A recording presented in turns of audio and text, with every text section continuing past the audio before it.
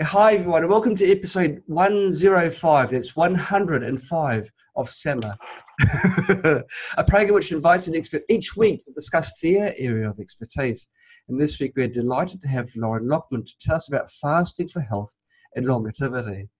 Loren is the founder and director of the Tanglewood Wellness Center in Costa Rica.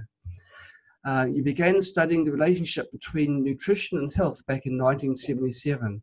And for 22 years, Loren has led more than 2,000 people through water fasting of 1 week to 9 weeks duration and coached more than 2,000 others to get health. Loren is a nature enthusiast, a Reiki master, a certified permaculture instructor, a poet, the author of a children's story, a body surfer and a beginner body surfer, a board surfer, an animal lover, and most importantly, I think animal lover is the most important, and what I've got to say here, most importantly, a motorcycle enthusiast. You've been a raw vegan for 28 years. 27 and a half years last month was the half year anniversary. Been vegan now for about 32 years. Wow. And by the way, it's minor details. I apologize. I sent you guys the bio. It's actually outdated. I've actually worked with more than 10,000 clients now, more than 5,000 fasting and more than 5,000 coaching. Good gracious. As I was looking at this introduction, I was thinking there's a lot of numbers in here, a lot of large numbers too. And now you've just reinforced my original thoughts from 2,000 and 10,000. That's remarkable. There's another number which is up in this introduction, which I haven't finished, by the way. Oh. But you haven't been sick for 31 years. I guess it's 31 and a half years now for an old bio. Yeah, it's actually more like 32. Good gracious. Yeah. Good gracious. And then you're going to tell me it's something to do with fasting, right? Well, I think fasting might have had something to do with it. It's part of it. Gosh, isn't it amazing? So, welcome to the show. Thank you very much. Thank you very much. Well, using your last comments as a jumping off point, perhaps, I would start out by pointing out that animals in nature, it's estimated, my understanding is there's about 25 million species on the planet, most of which are insects. Yes. And that animals in nature typically live at an amazingly high level of health. Yes. Obviously, some of them have to worry about predators and other issues, but they don't get a lot of heart disease in nature. There's not so much arthritis or diabetes as far as scientists can see.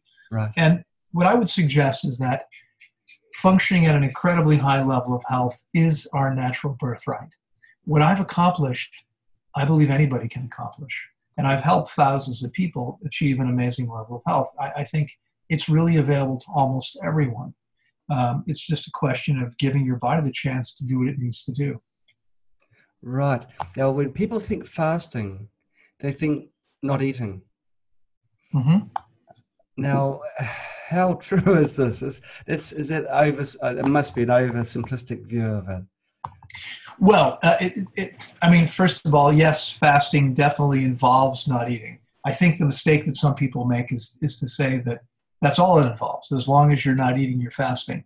Yes. And while technically that may be true, if you're fasting, if you look at an animal who's fasting to heal itself, I don't know if you've ever seen this, John, but if you have a cat or a dog that's ever gotten sick enough, it will lie down and stop eating. It will refuse food. It's not a question of being able to get to the food. You can put a bowl of food right in front of a sick animal and they won't touch it. They won't even look at it because they instinctively know that processing food takes most of the body's energy. And so what they do when they need to heal is they instinctively avoid eating. And that sounds crazy to so many people. So many people think, well, you have to eat. In fact, you might have been told as a kid, if you were sick, honey, you have to eat to keep up your strength, yes, right? Yes. But that's absolutely not true. Gosh. And yet, we've come so far from our own natural instincts that most of us, it's no longer an innate thing. It's something that we have to relearn how to do. But it hasn't always been that way. This was something that people once understood. I'm sure you're familiar with Hippocrates. Yes, yes, yes, yes. I don't mean personally. You look like you're probably younger. Well, this is what threw me, why I had a bit of a pause there. I was thinking, do I know him personally? And do I remember, when did I last talk to him? I think, well, no, I don't. But he's been gone for a few years now. He was considered the first Western doctor.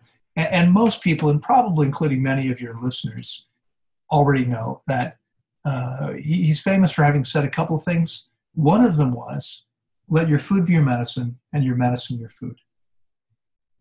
And a lot of people think that means, or they've interpreted that to mean, that you should eat medicinal herbs, that you should look for foods that will heal you.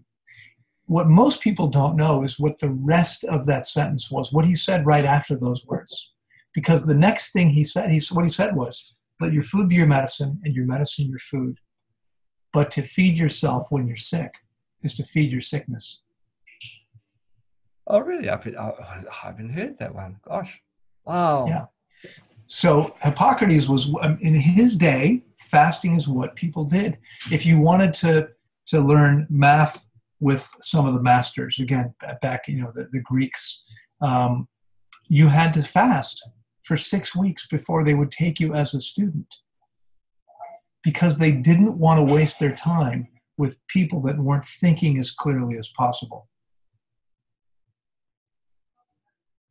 So, if you look at the enlightened spiritual masters that we're aware of, Jesus, Buddha, Lao Tzu, Muhammad, even Moses, all fasted for 6 weeks, every one of them.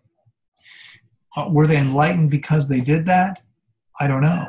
But it's hard to ignore the fact that this is a common thread. It is most remarkable. Yeah. So in any case, I'm sorry to interrupt you. What were you going to say? It wasn't anything of significance, but it's just going to pass. Okay. It's going to pass the comment that when you feel sick, you don't feel like eating, and that must be a natural. Well, that's right. It is. It's completely natural, and yet, again, going back to when we were kids, you didn't feel well, you really didn't want to eat, and yet that's why your mother said, "Honey, you have to eat to keep up your strength," because you didn't want to. Yes. Each of us instinctively has no desire for food if we're sick enough, and in fact, there's a school of thought. There's some folks who say, well, you should only fast if you instinctively don't want to eat. Yes. And that makes some sense. It's part of the picture. The reason it doesn't make complete sense is because, while it's absolutely true that where there's an acute crisis, acute symptoms, whatever it is, a high fever, a sore throat, nausea, there's no desire for food. Unfortunately, we're no longer dealing with acute crises as the primary issue. The primary issue is chronic disease. Mm. And it took me, I'm embarrassed to tell you, with all these years I've been involved in studying health and nutrition, it took me probably 20 years to realize that we are actively or passively perhaps, we don't know we're doing, so it's not active like I'm going to go do this, but we are creating chronic disease every time we treat symptoms. Whether it's drugs or it's herbs or it's almost anything else, I would argue that there's only one thing that heals the body. And I was over in Ireland years ago on a lecture tour, and I said, there's only one thing on the planet that can heal your body. And someone tentatively raised their hand and said, you? It's not me. I'm not a healer. The body heals itself. Every organism is self-healing. And so what makes fasting so powerful is that it's simply allowing us to get out of the body's way so that it can heal itself. This is what every species does when it's sick enough. It's nature's way of allowing the organism to heal. And a lot of people are going to be reacting to this because, A, going without food scares people, right? I talk to people about this. I think most people seem to think that if they skip lunch, they'll probably die. Right? But if you look at nature, think about, look at a pregnant polar bear. Mm-hmm. When the females get pregnant, what they do is the males don't hibernate, the females go into a den, where they spend the entire winter, 5 months, without eating or drinking anything. During that time, they birth typically a pair of cubs and breastfeed them without consuming anything. Okay, just living off their own body fat, which is why we have most of it, right? So you look like you're fairly lean, as am I, but we still both have reserves because we only need about 2 to 2.5% body fat to survive. We have to have some body fat to survive, but chances are good you've got more than that. Okay, and I do too. I mean, my body is around 6% body fat. Most of the people we measure here, probably average, men and women, are probably somewhere average around 25%. So most people are carrying 10 times more body fat than they need just to survive day to day. Why does the body store that fat? They store it because in nature there are floods and fires and droughts and freezes, depending on where you are, not so much here in Costa Rica. But these kinds of conditions exist where there may not be much food available. Animals sometimes have to go a long time without having a meal. And so we store body fat so we can live, we can survive in the absence of food. And so it's funny because people immediately think, if you don't eat for a day, you're starving. No, you're living on the body fat that you stored specifically for this purpose. That's why we have it. And like every other species, I mean, how tragic would it be if, in fact, you died if you skipped lunch? Yeah, did you hear about Bobby got stuck in traffic? There was nothing to eat. He passed. It's too bad. If he had just had a little bit more for breakfast, he might have made it till the next truck stop. But that was it for him, right? It doesn't work that way. The average human body can go 6 to 8 weeks without a meal if someone knows what they're doing, if this is done properly. And people who are, as I like to say, wealthy in nutrient reserves, right? Those people can often go much longer. In fact, the world record recorded, I mean, maybe someone's gone longer, but the recorded record is 382 days without a meal. How did that story end? Well, I think he ate. He didn't die. No. There was one medical study where supervised by MDs who typically don't know the first thing about fasting, but they took a group of people who were 400 or 500 pounds or more and fasted them for an average of, I think, 5 or 6 months. And someone did die in their 7th month, but they were ignoring the obvious clue that the body sends them when it's time to eat. It's called hunger. Because although most people imagine that they're hungry, they're like, I can't, well, that sounds horrible, being hungry all that time. You're not hungry. Your body's feeding on its reserves. So there's no call for food. Although I suppose I need to correct a mistaken impression that many people, probably virtually everybody, has. Most people think that when they don't eat, and their belly, their stomach is growling, or they feel weak, or they feel tired, or they feel emotional, or they feel angry, or they get dizzy, or any of these things that people think are hunger. None of these things have anything to do with the need for food. Not one of them. In fact, imagine for a second that we were still living in the tropical jungle, not in a beautiful building in the tropical jungle as I live, but in the jungle itself with the other species. Imagine that that's what happened, and maybe we injured something, and so we're resting for a week or more under a tree. We don't have any food. We're fine. We've got reserves.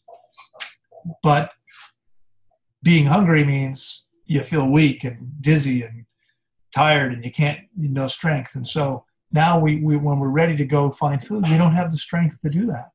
That wouldn't end very well. When the polar bear emerges from her den at the end of that 5-month rest, on average, she's got to hike 75 miles to get her first meal. So the moral there is don't come back as a polar bear in your next life. But you can't compare different species. Like we don't hibernate, or most of us don't hibernate. Maybe teenagers do for a few years, but that's only a transient stage. But there's the thing about nutrients. If you're not eating, if you're fasting, albeit a water fasting, or whatever liquid, which we'll be discussing, I hope soon, you're not getting the nutrient intake. It's true. You're not. So isn't that a problem? It's not. Not when it's done properly. I mean, again, there are limitations, but the limitations are surprising. So, where's you're in China? Yes. But you don't appear that you're a native. No. I've chosen China as a home. And it sounds like your family might have come from the UK. No. My parents, from the UK. Yes. Okay. So you're probably aware that English sailors were called limeys. Yes. Yes. Do you know why? Because they used to take lime to stop themselves getting scurvy. That's right. Because what happened was, before they figured that out, they'd leave port with as much fresh food and vegetables as they could keep fresh. I mean, it's at sea, it's not going to last more than 5 to 7 days, and then most of it, if they haven't eaten it, it's no good anymore.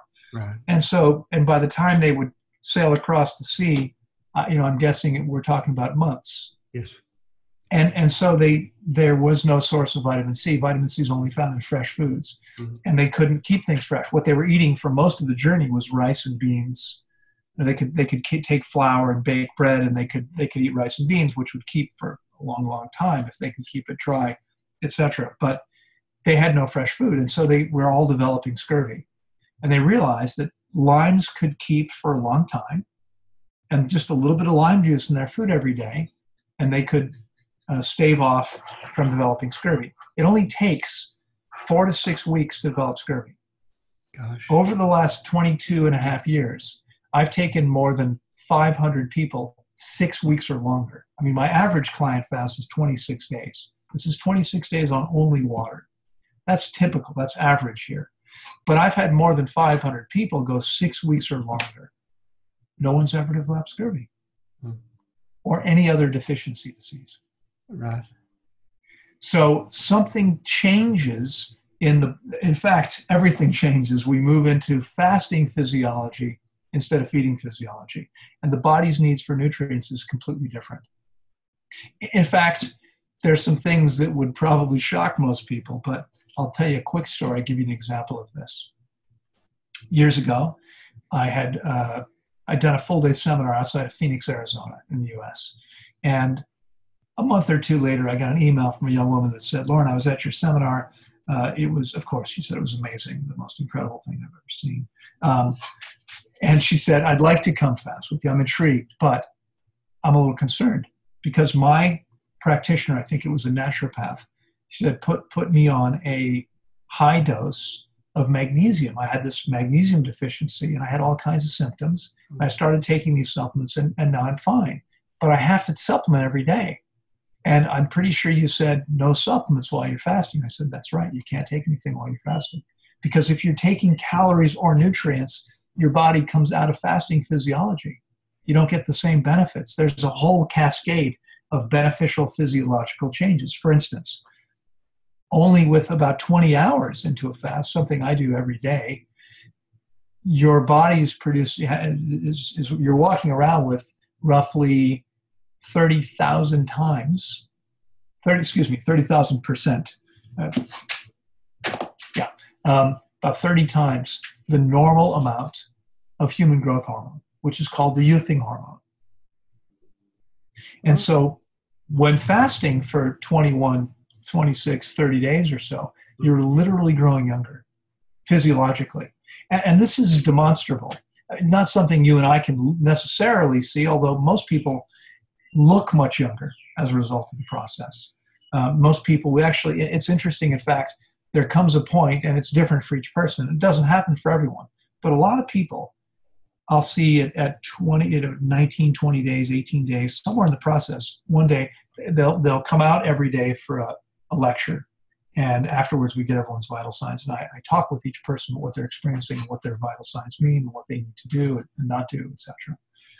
But it's not unusual by the time we've got a group that's 2+ weeks into the process for me to say to someone, it happened to you since they were there yesterday, since they went to bed the night before and they came out, something shifted where all of a sudden they look much younger. It's like an overnight thing. It's amazing how it happens. But you've probably heard of telomeres. Yes. And the length of them shortens as you get older. That's right. So telomeres are the tails on the DNA, and they're getting shorter as we get older. And they get shorter by consuming excess protein, by consuming drugs and alcohol, by overexercise. All of these things are literally aging us and shortening our lives. And there's one thing that's the most powerful way that's been shown so far to re-lengthen those telomeres. Guess what it is? It's not beer, so it must be the other one, which is fasting. Exactly. Well, here's the good news. You can actually accomplish some of that through sex. Okay. Sex lengthens telomeres. But the way that you significantly lengthen telomeres is by fasting. Okay. And there was actually one, you mentioned earlier, animal lover, that's important. I agree with you. I personally don't believe we have the right to experiment on animals. Yes. But sometimes I'll talk about studies that have been done because they prove an interesting point. And there was a study, I think it was less than 10 years ago. They took a group of rats. They fed one group of rats cooked food, one group raw food, and a third group was also fed cooked food. The first group of cooked food rats, when they, how dogs, they say a year is worth 7 years to a dog, right? Dogs live a seventh as long as we do on average. I don't know what the formula is, but there's something similar with rats. So rats don't live 80 years. But when rats got to the human equivalent, the cooked food rats of 40 years, they killed and autopsied them. And their organs were quite diseased. There was all kinds of obvious damage from aging and oxidation, etc. The second group was fed only raw food. And at the equivalence of 80 years, they were killed and autopsied. And their organs were completely healthy. There was none of this damage. So that demonstrates dietary approach, an approach that I agree with. We have no stove here. I haven't had one for more than 2 decades. I'm, as you said earlier, 27 and a half years raw vegan. I don't know if you can hear the rain, but we're in the rainy season. It's just started pouring, so hopefully you can still hear me okay. Let me turn my volume up a little bit. The third group was also fed cooked food for the equivalent of 40 years, but then they didn't kill them. They fasted them, and then they put them on only raw food. At 80 years, autopsied them, completely clean, just like the ones that had raw food the entire time. Your body heals that damage and literally grows younger as a result of fasting. So in fact, the one other piece that is, I think, significant for many people, maybe helps people get their brain around this. The 2016 Nobel Prize for Medicine went to a Japanese PhD named Yoshinori Ohsumi. And Ohsumi spent the last 25 years or so prior to 2016 studying autophagy. And autophagy, the word literally means self-eat, autophagy. And autophagy is how the body eliminates the garbage, bad cells, stuff that's worn out, stuff that's damaged, stuff that doesn't belong. This all happens through autophagy, the body cleaning out the stuff it doesn't want. What he proved was that this happens much more effectively and much more efficiently, as they say in science, in starvation, in the absence of food. When fasting, this is what's happening. Right. When you're fasting, your body uses your fat reserves for energy, but your body also uses other reserves. I'm pretty sure it uses muscle reserves as well. And so it does use some muscle. That's not good, is it? Well, of course, nobody wants to lose muscle. Although, consider for a second, what if there's muscle that's less than completely healthy? Maybe the body's intelligent enough, and I think it is infinitely intelligent with regard to its own needs, to only consume what it doesn't really want or need. Now, I'll give you an example. It's a very recent example, because 6 weeks ago today, I had a young woman arrive here from a Caribbean island, and she's a full-time athlete. She has sponsors. She runs the Ironman triathlon in Hawaii every year. She runs marathons, and she has various companies sponsoring her. This is what she does full-time. And she came here because she had some issues and wanted to get a bit healthier. She was concerned about muscle mass. She lost 8 pounds of muscle in a 21-day, 26, I don't remember now. It was 21 or 26 days. I think it was only 21-day fast. She lost 8 pounds of muscle. During 1 week of refeeding here, where there's a very specific protocol that we use, and going back, and the first couple days, not really doing very much, still resting most of the time, as happens during the fast. You have to be resting as much as possible, as I said at the beginning. But starting on around day 3, she began to be more physically active. By day 4, she was doing some pretty intense exercise. And remember, this is a trained athlete, a professional athlete who's used to training. In 7 days before leaving here, she gained 6 pounds of muscle. Now, I would have said that was impossible, except we measure this and use sophisticated equipment to measure muscle mass and body fat as well as hydration. And this is what happened. This is what we saw happening. So not everyone's going to experience the same amount of muscle coming back.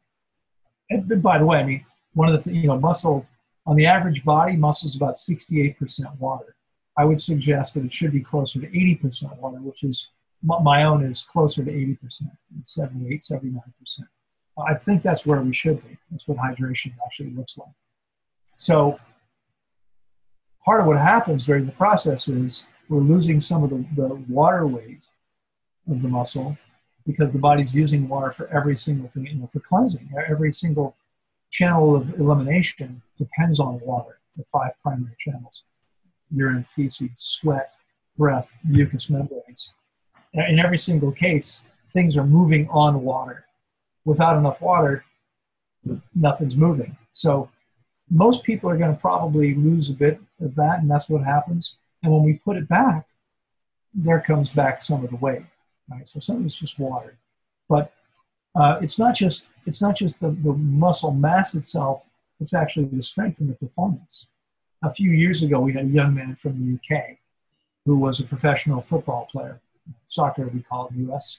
But he had his leg, one of his legs, badly broken, a multiple compound fracture.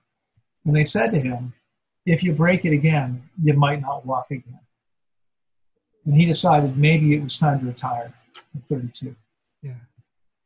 And so he came here to heal, fasted for 30 days in this case, 30 days. And that's a 12-day refeeding process. Okay, it's a six-week process with 12 days eating again. About 9 days into it, he came to me and said, Loren, I can't believe how amazing I feel. I'm working out 3 hours a day. We have a pool. We have a giant trampoline. We have a yoga studio. We have mountain bikes. We have exercise bars. And we have kilometers of trails on site. And he said, I'm working out hours a day. I feel incredibly good. But I started wondering, how many calories am I actually eating? Because when I was at home working out like this, I'd be eating 4,000 calories a day. So I said, let me go calculate it. And I went and calculated and came back to him and said, you're eating around 1,300 calories a day. Now, he was just as strong, just as fast as he'd been before, and he was doing it at 1/3 of the calories that he'd been doing in the past. At that stage of the process. I've got various examples like this. I mean, we see the same thing over and over again.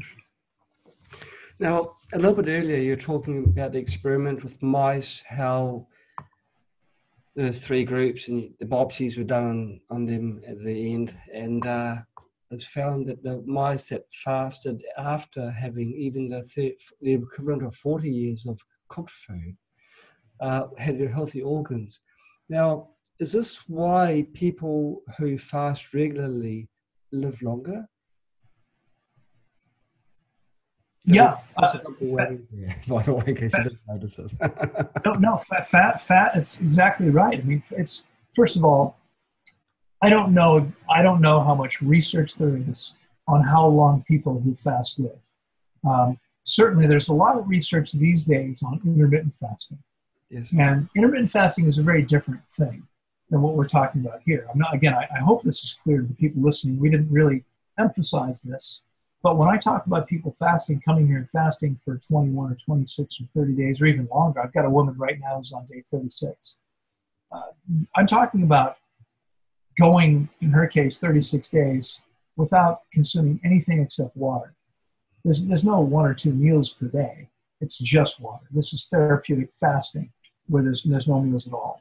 Yes. I'm not sure that there's a lot of, there's research on therapeutic fasting for hypertension, and it's been shown to be more than 3 times as effective at reducing hypertension as anything else that's been tried. We've now seen more than 500 hypertensive clients and had 100% success eliminating hypertension. Right. It doesn't matter where they start. I had one client we actually documented in a series of videos 7 or 8 years ago where he came in at 225 over 135, if I remember correctly.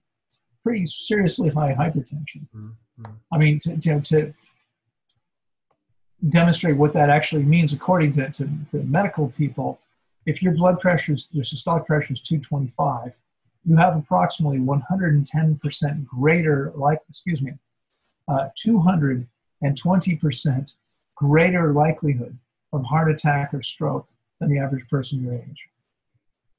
Not good odds. And this guy was only 39 at the time, but his brother, father, uncle, and grandfather had all died of heart attacks. And he went from being at a significant risk. In fact, he came into me at 39, already having had 2 or 3 mini strokes and having significant amount of heart pain, as well as pain in his carotid artery, and thought, I need to do something right away. Right. And he went from having a significant risk of heart attack or stroke to leaving here with blood pressure somewhere around 110 over whatever it was. 0 risk of heart attack or stroke. Statistically, no risk whatsoever. That's what happens to almost everyone. Wow, that's remarkable. Yeah. So, we are literally healing the body, eliminating the garbage, the toxins from the body, eliminating old plaque from the arteries, eliminating old mucoid plaque, that's old hardened fecal matter from the digestive tract. Mm-hmm. And this is something that a lot of people say doesn't exist. We can come back to that if you're interested in talking about that. But we're eliminating all this stuff from the body, and we're literally growing younger with these high levels of human growth hormone. So we see, almost everybody sees their vision improve. I have a young woman here now. She completed her fast. She's completing her refeeding this week.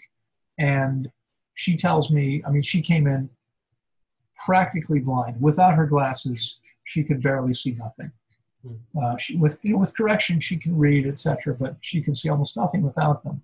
She said to me she has not seen an improvement in her vision. Now, she feels infinitely better in many other ways, but vision doesn't seem to have shifted. And, it's one of the things I point out is that your body is going to focus on what's most important to your body, and it can do many things at one time, but it can't do everything at once. So, although we'll usually see everyone with some improvement to their vision, if their vision wasn't already perfect, there are some exceptions.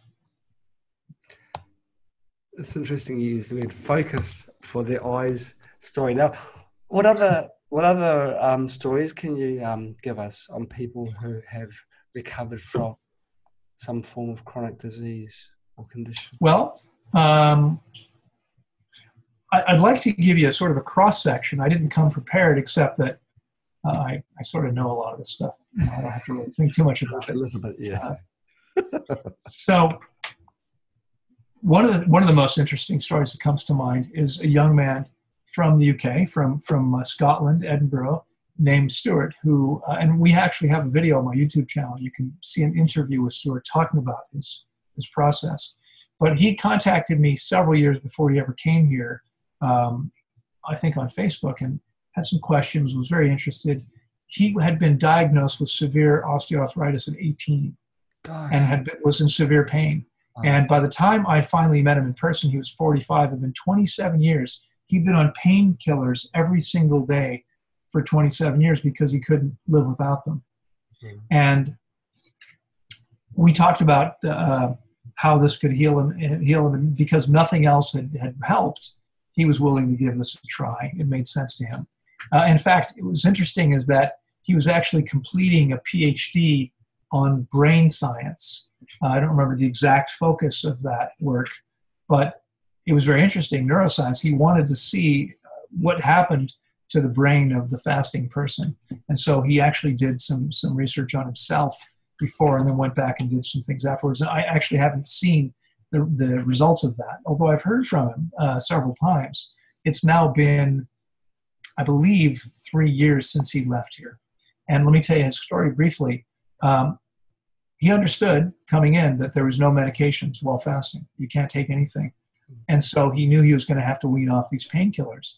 He came to me on the third or fourth day, I think, of his fast and said to me, I don't know if I can continue. And he was crying. He said, I've never been in so much pain in my life before without the drugs. And so I taught him a couple techniques to reduce pain. These are things that are taught to people with chronic pain. And I got him through this process emotionally. And he came back to me on the 10th or 11th morning, again with tears in his eyes. But this time he said, this is the first day in 27 years that I've had no pain. That was 10 or 11 days of fasting. Now, he completed a 26-day fast. And the last I heard from him, which was a few months ago, it's now nearly, at that point, it was nearly 3 years. It's now been 3 years, I think, since he left here. I think he left here in May or June that year. He has continued to have no pain whatsoever. After 27 years of daily pain, it's healed. Okay, there's an example. And, this is something medicine says, look, we got painkillers for you. That's all there is. There's no way to heal this. Okay, there's no way to heal hypertension. Type 2 diabetes. Well, we haven't seen as many people. We've seen maybe 75 people in 22 years, 100% success. Okay. Medicine says you can suppress symptoms. That's all there is. We got drugs for the symptoms, but you can't heal this. You can heal this. Our amazing bodies were intended to heal virtually everything. And it's incredible what happens when you give it the chance. Lower GI tract problems. I mean, I could talk about my own situation or many other clients, but Crohn's, ulcerative colitis, these are conditions. Again, medicine typically says, sorry, but it was just drugs for the symptoms. And we see almost everyone heal completely. Multiple sclerosis, multiple sclerosis is a little bit more intractable than some of the other conditions. So it doesn't always heal with a single fast. It always gets much better. And I remember a woman who came to me with, I think it was her right leg. She could no longer use it. She was sort of dragging it behind her when she walked. She would step with one leg and drag the other. It was interesting because when she fasted with me, we were in this place. I'm not sure if you can see this well enough. There's a bit of glare there. Can you read it? Yes. Okay, I'm not sure if it's reversed. To me, it looks reversed. Maybe you can read it properly. It says, Fasting Nature's Cleanse, Tanglewood Wellness Center. That's a 3-story building on a 17-acre site in the U.S. in Maryland, a couple hours from Washington, D.C. And you walked in on the middle floor, and you could go down or up. Everything in the back was walkout, so we had sliding glass doors. We had rooms on all 3 floors. We only had 2 guest rooms on the main floor that you walked in on. You had to go up or down. And when she got there, we had other people who needed those 2 rooms more than she did, even though she couldn't move one of her legs without her hands. Yeah. So she would walk up the stairs, she would step with one leg, and then use her hands to pick her other leg up, and then take a step with the other. By the time she was a couple weeks into the fast, she was having trouble negotiating the stairs, and the naturopath on staff, or I, would carry her up or down to her room. By the end of the process, and she was with us for 5 or 6 weeks, I think it was 6. That's a 30-day fast. By the end of the process, she was walking up the stairs without needing her hands. She was moving her leg of its own accord. I had a young man in LA of Mexican descent who grew up in LA, and when he came to me, saying he was in a wheelchair, And he could still walk, but it was really difficult and very painful for him. And by the end of his 30-day fast, he didn't need the wheelchair anymore. I mean, I can keep going for hours and hours because we've literally got thousands of stories. The body's an amazing thing. And, you know, there's a couple things you want to understand. I mean, first of all, you have to know what you're doing. There's a guy out there now, I can't remember, Cole Robinson, who's promoting something he calls the snake diet. I think it's called the snake diet. And this is people fasting, putting sodium and potassium and other minerals in their water. And they're saying, oh, this is much better. It's much easier. Well, it's a lot easier, but that's because you're not actually fasting. By including those nutrients, the body doesn't go into fasting. So most of the people that are doing his protocol are there to lose weight, and they're on a 0-calorie diet. They're consuming nutrients with no calories. So they lose weight for sure, but they're not getting younger. They're not healing chronic diseases. In fact, I've never met him and haven't talked to him, but someone told me that he recently did a video telling people if they had serious conditions, they should come to Tanglewood. Because this protocol works for healing those conditions where that protocol isn't likely to have the same kind of an outcome. But for losing weight, absolutely, you can stay safe, and because the body does not need food, it's going to live on its reserves, and you're going to take off a lot of weight that way. Right. So your body can focus its energy on healing rather than processing the food and allocating. Exactly. Yeah. Now, and we encourage people. It's not just about not eating. We encourage people to rest as completely as possible. So what happens here? There's a 10 a.m. meeting where they get a lecture. I want people to leave here. You know, as you said in the introduction, I'm now 30. It's like 32 years without a day sick. No, and I you know, what started me on this path was I was very sick. We didn't talk about that, but I got very sick at 23 after college. Yes. Finally, later diagnosed with chronic fatigue syndrome, irritable bowel syndrome, chronic sinusitis, chronic systemic candida, and 57 allergies. And with 3 years of medical care, I was getting worse all the time. Mm. And that's what woke me up. I finally, I grew up outside of Washington, D.C. It's pretty conservative. It's a, you know, politically liberal, but medically conservative town. You know, if I'd grown up in Southern California, I would have known that there were naturopaths and all these other paths out there. You know, in Washington, D.C., I'd never heard of anything except a doctor. I didn't know there were other people out there. I didn't know there were other options. And so when I finally realized medicine was not helping me, it was making me worse. And, you know, today I can explain why that is. The symptoms that people experience, the symptoms I was experiencing, they were evidence that my body was attempting to cleanse or heal itself. And what medicine does, and I would, unfortunately, I'm going to probably step on some toes and make some people unhappy here, but I would suggest that most alternatives to medicine are really only suppressing symptoms. And so those symptoms are part of the process of healing. If we suppress the symptoms, the body can't heal. We're making the body more toxic, and it still has the original problem. It just looks better. I mean, look at hypertension. Hypertensive drugs reduce blood pressure. Does it make people healthier? Well, some studies now say that some people get healthier. Most of the studies say people don't live any longer. My father took hypertensive medications for the last 35 or 40 years of his life. He had 5 heart attacks and died of a stroke. They didn't help him very much. Okay, his numbers look good. He would actually say to me, my blood pressure's fine, son. He didn't tell me he was on drugs until the very end of his life. Yeah. That's what's going on. I mean, drugs are making people toxic and suppressing symptoms. And so, you know, what happens in nature is animals get sick and they fast. And it's incredible what the body can do. So you ask, do people live longer? You know, I don't know how long I'm going to live. Frankly, I'm not that concerned about it. I mean, my goal is to enjoy life while I'm living it. And for me, part of that is to feel and function as well as I can. You know, it's not necessarily about what I do, it's about how I do whatever I do. Right. We've talked about, you and I before when the show started, you mentioned in the intro that I'm a motorcycle enthusiast. We haven't talked about the fact that I've done probably close to 100,000 kilometers on motorcycles. and on a number of journeys. You know, the longest was 17,000 kilometers over the course of just under 3 months, traveling through 17 countries in Europe and doing what I love most, which is sharing this information with people. And enjoying the journey. You know, they say it's not just about the destination; it's about the journey. That's how I enjoy the journey. I do it on a motorcycle, traveling through countryside. When I started out, I did all my tours by airplanes and trains, and I didn't really get to see very much.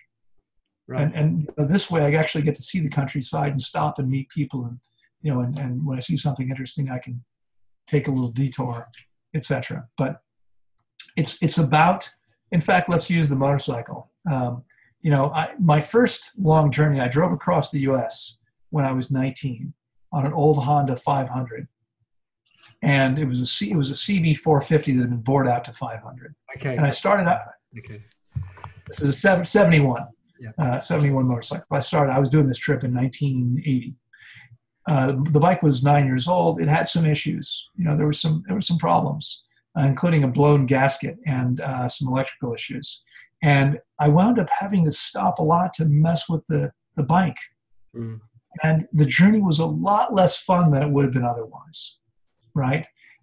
These last journeys, on this beautiful, it's not a new bike, it's a 2003 BMW, but it's an amazing machine. I mean, it's one of the finest motorcycles you can buy, and it's been well maintained. And so I've never had to worry about those kinds of issues.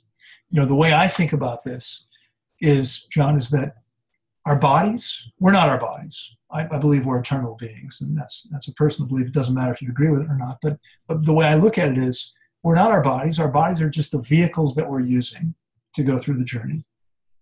Eventually, I'll trade this vehicle in for a different one. That's reincarnation. In the meantime, I'm not my body. It's not important what happens to my body. However, how much I enjoy the journey depends a lot on what happens to my body. Over the last 32 years, my body's never had to go into the garage. I've never had to spend any money on mechanics, right? I just keep taking good care of it, and it keeps doing what it needs to. And the biggest difference between the body and the motorcycle is the motorcycle's not going to heal itself, right? It needs someone to go in there and fix it, right? It needs someone to take care of it. But the body, if we make the best choices and simply give the body the time it needs to cleanse and heal, it's incredible what happens. Right. Intermittent fasting. Now, what is an intermittent fast? It's more than just the fasting most people do between dinner and breakfast time. I'm sure it's a little bit longer and a little more involved in that. Well, it's funny that you say that, because just a few months ago, I was on my way to, I was on a lecture tour, and I was on an airplane getting to my first destination. And in the in-flight magazine, it said, it was talking about the new intermittent fasting scheme, because people talk about, the most common one is called 16-8, which means you fast 16 hours a day and eat 8 hours a day. Okay. Now, eating 8 hours a day means you can have your first meal at 9 o'clock and your last meal at 5 o'clock, and that's intermittent fasting. Wow. I would point out that for most of human history, that was called life. In fact, most people couldn't afford to eat 3 times a day and probably had 1 or 2 meals, and may very well have had a much longer fasting window every day. That was simply life as they knew it. It wasn't fasting, right? The new intermittent fasting scheme I was reading about, what I do, and again, I mean, I've been doing this now for 26 years, long before the term intermittent fasting was ever coined. I'll tell you briefly. Years ago, I'd met a woman. I was a raw vegan. I'd been a raw vegan for a year, roughly. Actually less, about 8 months, 9 months. I went to a natural hygiene conference and in the US, and I met a woman who was a raw vegan, the first one I'd met. And I thought she might be the only one. And so I hit her over the head and dragged her back to my cave, because that seemed like the thing to do, right? I thought she might be the only one. And we dated for a few years. It was, when we first met, I was living outside of Washington, D.C., and she was living outside Chicago, about 700 miles away. I went to visit her, and the first morning, she said, "Are you hungry?" Now, the way I interpreted that question, it sounds like a straightforward question, but I interpreted it in a way that a lot of people probably interpreted it. I interpreted it to mean, do you want to eat something? I'd eaten every other morning of my life. Why wouldn't I eat that morning? Right? So I said, yeah, sure. And she went into the kitchen and prepared some food for me. She came back with one bowl. And I said, aren't you going to eat? And she said, no, I'm not hungry. And I said, right, but you got to eat, right? She said, well, no, I'm not hungry. I said, yeah, but breakfast is the most important meal of the day. Right? We're all programmed. It's something we've all been told. And she said to me, with a slightly higher volume this time, Loren, I'm not hungry. And I thought, what a novel idea, eating when you're hungry. Who would ever thought of that? Right? I mean, in the natural world, this is exactly what happens. I don't know if you've ever, I'm sure you've seen nature documentaries. You know, I remember, like, when I was a kid, there was a program called, what was it called? It was Wild Kingdom. Mutual of Omaha, the insurance company, sponsored this program called Wild. It was on Sunday nights. And I remember one night we're watching this program, and there at the watering hole, there are lions drinking water, and just 10 meters away or less, there's a gazelle drinking from the same watering hole. And I thought, but lions eat gazelle. How can the gazelle just stand there? Oh, because the lions aren't hungry. But lions don't eat unless they're hungry. People do. People eat because it's lunchtime, or because they're bored, or because they're tired, or because they're unhappy, or because everyone else is eating. They eat for a lot of reasons besides hunger, but the only valid reason to eat is hunger. And it occurred to me when she said that, I thought to myself, I wonder when the last time I was actually hungry was in the morning. I mean, think about it. At night, we have our last meal. Often back then, I mean, I might have been eating something at 7 or 8 o'clock at night. And then, you know, maybe we watch a movie or play a game or do something, and we go to bed, and then we wake up and we need food again. What did we do since the last meal? How did we earn that meal? Why is there a physiological need for fuel when we haven't done much except lay around most of that time? And I thought, you know, I don't think my body really needs anything in the morning. And that was the last day I had breakfast. I mean, there have been a couple times where I've eaten something early, but that was 27 years ago. And I don't typically eat anything until I'm hungry. And that's usually around 2 o'clock in the afternoon. So my breakfast is 2 o'clock or later on some days, most days. And I'll usually have a second meal around 6. So there's a 4-hour eating window and a 20-hour fasting window. I don't think of that as fasting. Now, people have found that all kinds of beneficial things happen when they start eating on a more limited eating window. That's the way rather than talk about a fasting, let's talk about the eating window. So if you keep that eating window down to 8 hours or less, most people find they've got some benefit. It's not because fasting for 16 hours or 20 hours is so powerful. It's because if you're eating more than that, more than 8 hours, you're harming yourself. You're burdening your body. You're making it do a lot more work than it needs to do. And when you stop doing that, you're going to feel better. So this new fasting scheme blew my mind. I was talking about the new intermittent fasting scheme, 12-12. Just keep your eating to a 12-hour window every day. I mean, you mean like 6 in the morning until 6 at night? That's insane. Well, how does anybody think that's a good idea? But there are people that do it. I once worked with a woman, and we were working via Skype, and our first call, I said to her, so how many meals a day do you have? And she said, what do you mean? And I said, what do you mean, what do I mean? What part of that's not clear?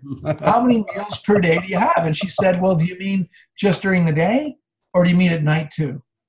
I said, okay, I'm game. How many meals per day do you have in a 24-hour window? Yeah. She said, 12. I eat every 2 hours. I wake up at night and eat every 2 hours. That woman is gone.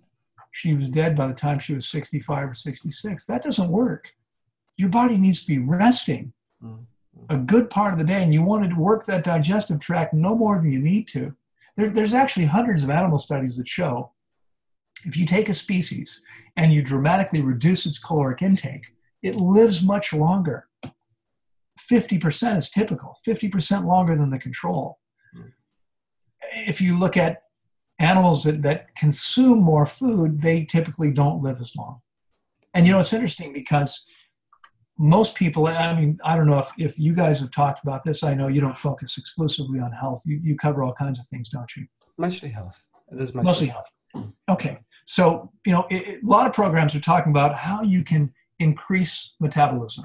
Yes. And most people think that's a good thing. I believe the reason why is because that means you can eat more food without gaining weight, or you can lose weight without eating less food. You can eat the same amount of food. If you can increase your metabolism, you're going to lose weight, right? And that sounds like a good idea, increasing metabolism. So do you have a car by any chance? I've got a car, motorcycle, well, an e-bike and a bicycle. My favorite mode of transport is the bicycle. Okay, that's good stuff. That's definitely environmentally sound. Imagine for a second, let's talk about the car, okay? Because I think more people can probably relate to that. It's probably different in the metric world. I grew up in the U.S. I'm embarrassed to say we're the only country that still does everything in the old imperial system, which makes no sense actually. But you know, we talk in the U.S. we talk about miles to the gallon. So for every gallon of gasoline, how many miles can you go? So if your car gets 30 or 40 miles to the gallon of gasoline, wouldn't it be great if we could go from 40 to 20? You probably don't want that, do you? No. But that's what happens. That's what it would look like if we could double the metabolism of your vehicle. Because doubling the metabolism means you need twice as much fuel to do the same amount of work. Yes. Why would anyone want to do that? I want to become the most efficient organism possible. What I want to do is have my metabolism. And I've actually done more than that because I used to consume over 3,000 calories a day. And now on the average day, I consume around 1,200. And I do just as much as I ever did. I don't do any less. I'm not a couch potato. I'm not, you know, this isn't a recipe for like doing nothing. I work out every day. I'm physically active. And I work 16 plus hours every day. And yet I do that on much less fuel than I used to. Okay. Right. That's what happens when we become more efficient. Yes. So we don't, if you look at what happens in nature, I mean, do you have hummingbirds in China? Do we have, which sorry? Hummingbirds. No, we don't. I have not seen them. So we've got woodpeckers, but haven't seen hummingbirds. Here in Costa Rica, we've got 35 species where I live. Wow. Hummingbirds. They're amazing. I remember once I was sitting not here when I lived at another place here in Central America. We created this outdoor bathroom. There was a toilet with a curtain, and I hear this motor. I'm thinking, oh, someone's cutting the grass. And then I remembered we didn't have a gasoline-powered lawnmower. Right. The guys there cut the grass with weed whackers, and that was a very different kind of a sound. I thought, what is that? I pulled the curtain, and right there on the other side of the curtain, there's a hummingbird. Gosh. It's literally sounded like a gasoline-powered engine. Yes. Because they beat their wings up to 70 times per second. Yes. Think about the speed of that. That's amazing. I mean, I can snap my fingers maybe once every half second, maybe once a second. They're 70 times a second they're beating their wings. In order to maintain that level of activity, yes, they have a pretty high metabolism. They have to eat a lot. Yes. How much? Well, I'm not seeing much of you. I can tell you me. I'm 67 kilos. Okay? Yes. If I were a hummingbird, I'd have to eat 33.5 to 67 kilos per day. Wow. Between 50 and 100% of their own body weight every day. I'm willing to bet that you and probably the other listeners here aren't eating 50% of their body weight every day, let alone 100%. Okay? Now, think about how much work they're doing to process that much food. Guess which bird species has the shortest lifespan? Yeah, that's right. Because the metabolism is so high and they can sleep. Exactly. What we want to do, we don't want to make our metabolism so slow that we can't move like a tortoise or a sloth. You know, the sloths, I watched a sloth climb a tree once. It looked like this. Yeah. You know, they move very, very slowly. Yes. We should be able to do anything we need to, and as quickly as we want to. Yes. But we don't want our metabolism to be higher than it needs to be. Right. I understand that. Now we've come to the end of the summer. The whole talk's been positive. I normally ask the experts to say something positive because quite often the subject's depressing, but this one's been quite uplifting. So I won't ask for that positive statement unless you'd like to give one in. But I'd love to tell people how they can learn more, how they can contact. Sure. And I don't know if maybe you guys can add some links here, but you can go to our website, which is www.Tanglewood Wellness Center, and that's the American spelling, CENTER.com. You can look at our website there. We've got links to all kinds of stuff, including my YouTube channel, which is YouTube/Loren Lockman. I've got nearly 500 videos up on the YouTube channel, including, I think, close to 100, which are interviews with clients who've been through the process. And there's some amazing stories there, including Stuart's story I told you earlier. We also have a rather dormant Instagram page, which we're going to get started again soon. But the best way is probably to go to the website. And if you're interested in more information, you can complete a form, and you can say, I forget what they call, contact us, basically, and we'll get back in touch with you that way. That's probably the best way to learn. Fantastic. Loren, thank you so much for your time. It's been greatly appreciated. It's been a real pleasure. It's more than just hunger. There we go. Yeah. Everybody, that's our expert for this week, Loren Lockman. Thank you so much. Well, I guess it's evening, is it, in your part of town, is it? It is. It's about 6:35. The reason I couldn't do this any later, I know it's early for you, is I've got another group of clients arriving any moment. I need to go out there and greet them when they get here. I knew it wasn't because you had to go and grab something to eat. No. I kind of knew it. Okay, well, thank you once again for your time, Loren. It's been Take care. Great to see you. My pleasure. Bye-bye.